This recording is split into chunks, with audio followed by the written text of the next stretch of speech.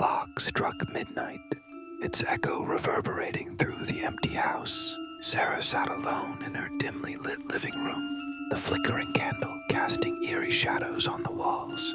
She had always loved the quiet of the night, but tonight felt different, heavy, almost suffocating. As she settled deeper into her chair, a sudden sound pierced the silence, a soft, deliberate thud from the hallway.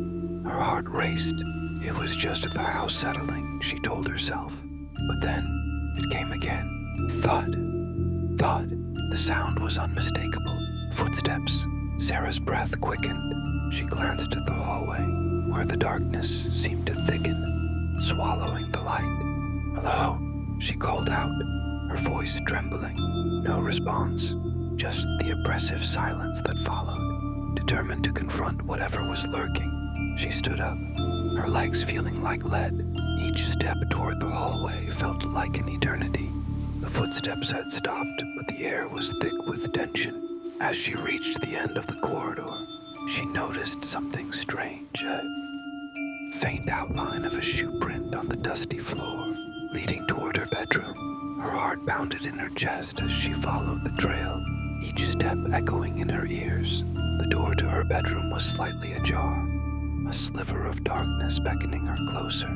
She pushed the door open, the creak sounding like a scream in the stillness. Inside, the room was empty, but the air felt charged, electric. Suddenly, the door slammed shut behind her, and she spun around, panic rising. The footsteps returned, louder this time, circling her. Thud, thud, thud. They were coming closer, and she could feel a cold breath on her neck. "Who's there?" she shouted, her voice breaking. But the only answer was the relentless sound of footsteps, now right behind her.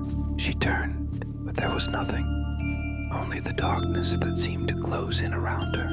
In that moment, the footsteps stopped, silence enveloped her, and she felt a chill run down her spine. Then a whisper, barely audible, floated through the air. "You shouldn't have come here."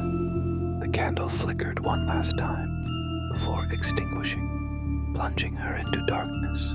The footsteps resumed, and Sarah realized she was no longer alone.